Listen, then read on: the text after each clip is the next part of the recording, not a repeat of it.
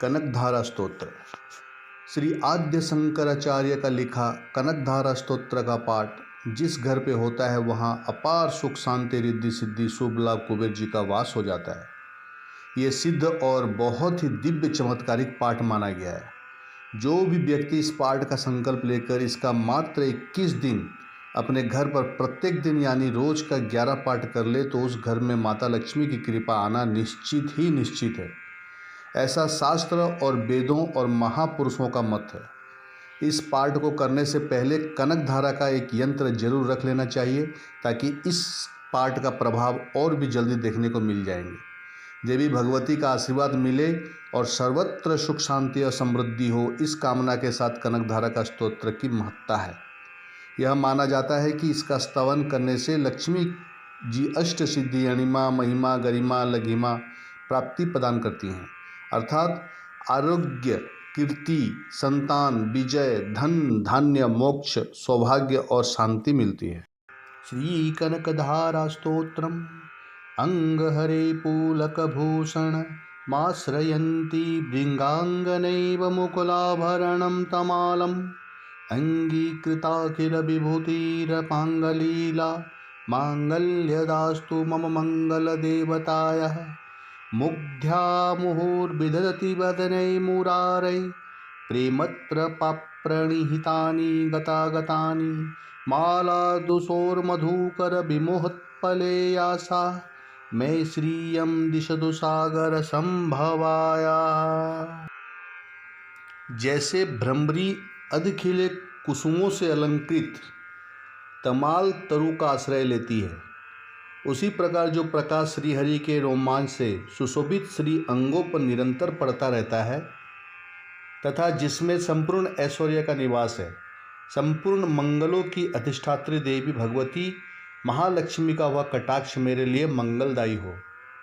जैसे भ्रमरी महान कमल दल पर मंडराती रहती है, उसी प्रकार जो श्रीहरि के मुखारबिंद की ओर बराबर प्रेम पूर्वक जाती है और लज्जा के कारण लौट आती है, समुद्र कन्या लक्ष्मी की वह मनोहर मुग्ध दृष्टिमाला मुझे धन संपत्ति प्रदान करें। विश्वामरेंद्र पदवी भ्रमदान दक्षमानंद हेतु रदिकं मधु विद्विषोऽपि ईशन्निषीदतु मयि क्षणमिक्षणार्धमिन्दो बरोदर सहोदरमिन्दिरायः अमीलिताक्षमधिगम्य मुदा मुकुन्दमानन्दकन्दम निमेषमनङ्गतन्त्रमम् आकेकरस्थितकनिनिकपक्षं नेत्रं भूत्यै भवेन्मम भुजङ्गरायाङ्गनायाः भायान्तरे मधुजीतः श्रीतकौस्तुभेया हारावली बहरनीलमयी विभाति कामप्रदा भगवतोऽपि कटाक्षमाला कल्याणभावहतु मे कमलालयायाः कालाम्बुदालीललितोरसिः कैटवभारिर्धाराधरे स्फुरति या तर्डिदङ्गनेव मातुः समस्तजगतां महनीयमूर्ति भद्राणि मे दिशतु भार्गवनन्दनायाः। जो संपूर्ण देवताओं के अधिपति इंद्र के पद का वैभव विलास देने में समर्थ है, मधुहंता श्रीहरि को भी अधिकाधिक आनंद प्रदान करने वाली है तथा जो नीलकमल के भीतरी भाग के समान मनोहर जान पड़ती है, उन लक्ष्मी जी के अधखुले नेत्रों की दृष्टि क्षण भर के लिए मुझ पर थोड़ी सी अवश्य पड़े। शेष साई भगवान विष्णु की धर्मपत्नी श्री लक्ष्मी जी के नेत्र हमें ऐश्वर्य प्रदान करने वाले हों, जिनकी पुतली तथा बैरोनिया अनंग के वशीभूत हो अधखुले किंतु साथ ही निर्मिष अपलक नयनों से देखने वाले आनंद कंद श्री मुकुंद को अपने निकट पाकर कुछ तिरछी हो जाती है। जो भगवान मधुसूदन के कौस्तुभमणि मंडित वक्षस्थल में इंद्र नीलमयी हारावली से सुशोभित होती है तथा उनके भी मन में प्रेम का संचार करने वाली है, वह कमल कुंजवासिनी कमला की कटाक्षमाला मेरे कल्याण करे। जैसे मेघों की घटा में बिजली चमकती है, उसी प्रकार जो कैटव शत्रु श्री विष्णु के काली मेघमाला के श्याम सुंदर वक्षस्थल पर प्रकाशित होती हैं, जिन्होंने अपनी आविर्भाव से भृगु वंश को आनंदित किया है तथा जो समस्त लोकों की जननी है, उन भगवती लक्ष्मी की पूजनीय मूर्ति मुझे कल्याण प्रदान करे। प्राप्तं पदं प्रथमतः किल यत्प्रभान्न माङ्गल्यभाजिः मधुमायानि मन्मथेन मध्यापते तदिह मन्थरमिक्षणार्ध मन्दालसं च मकरालयकन्यकायाः दद्धाददयानुपवमनो द्रविणाम्बुधारां स्मीभङ्कीचनं विहङ्गं शिशो विष्ण दुष्कर्म धर्मं पवनीय चिराय दूरं नारायण प्रणयनि नयनाम्बुवाह इष्टाविशिष्टमतयोऽपि यथा ययार्धदुष्टया त्रिविष्टपपदं सुलभं लभते दुष्टिः प्रहुष्टकमलोदरदीप्तिं हृष्टां पुष्टिं करिष्ठ मम पुष्करविष्टरायाः।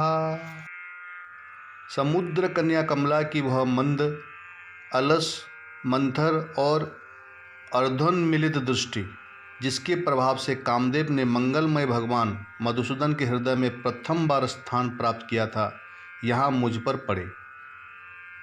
भगवान नारायण की प्रेयसी लक्ष्मी का नेत्र रूपी मेघ दया रूपी अनुकूल पवन से प्रेरित हो दुष्कर्म, धनागम विरोधी अशुभ प्रारब्ध रूपी धाम को चिरकाल के लिए दूर हटाकर विषाद रूपी धर्मजन्य ताप से पीड़ित मुझ दिन रूपी चातक पर धन रूपी जलधारा की पुष्टि करें। विशिष्ट बुद्धि वाले मनुष्य जिनकी प्रीति पात्र होकर जिस दया दृष्टि के प्रभाव से स्वर्ग पद को सहज प्राप्त कर लेते हैं, पद्मासना पद्मा की वह विकसित कमल गर्भ के समान कांतिमय दृष्टि मुझे मनोवांछित पुष्टि प्रदान करें। गिरदीवतैति गरुड़ध्वज भामिनीति शाकंभरीति शशिशेखरवल्लभेति सृष्टिस्थितिप्रलयकेलेषु संस्थिताय तस्यै नमस्त्रिभुवनेकगुरुस्तरुण्यै श्रुत्यै नमस्तु शुभकर्मफलप्रसूत्यै रत्यै नमस्तु रमणीयगणार्णवाय शक्त्यै नमस्तु शतपात्रनिकेतानाय पुष्टै नमस्तु पुरुषोत्तम वल्लभाय नमोस्तु नालिकनिभाननाय नमस्तु दुग्धोदधिजन्मभृत्यै नमस्तु सोमामृतसोदराय नमस्तु नारायण वल्लभाय।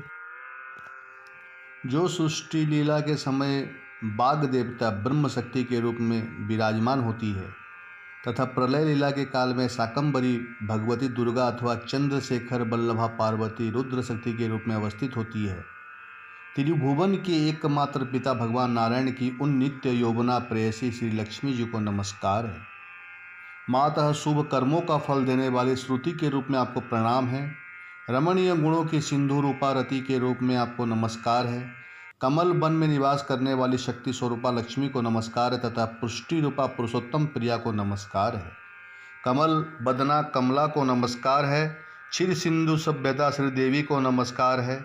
चंद्रमा और सुधा की सगी बहन को नमस्कार है। भगवान नारायण की वल्लभा को नमस्कार है।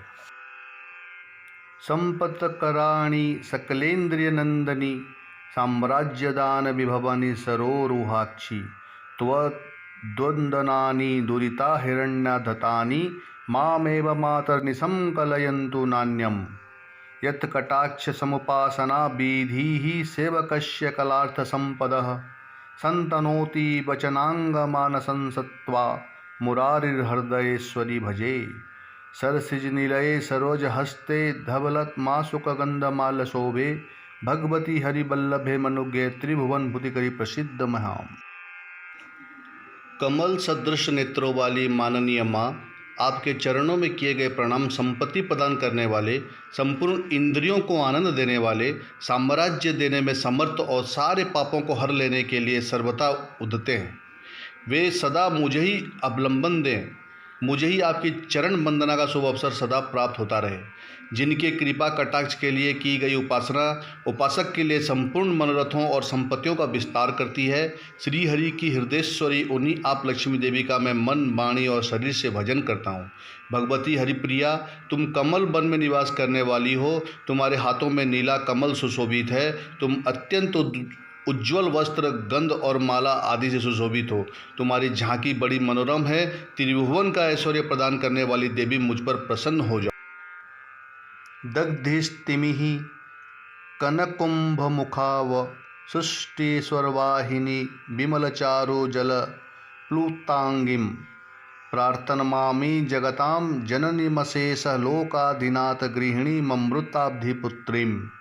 कमले कमलाक्षवल्लभे त्वं करुणापुरतरां गतेरपाण्डगै अवलोकय मामं किञ्चनानां प्रथमं पात्रं कृतिं दयाया।